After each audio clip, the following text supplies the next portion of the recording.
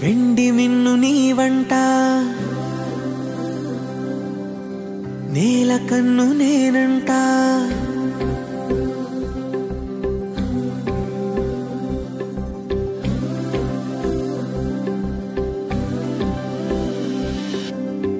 వెండి మిన్ను నీ వంట నేల కన్ను నేనంట ఎంత దూరమున్నా నిన్నే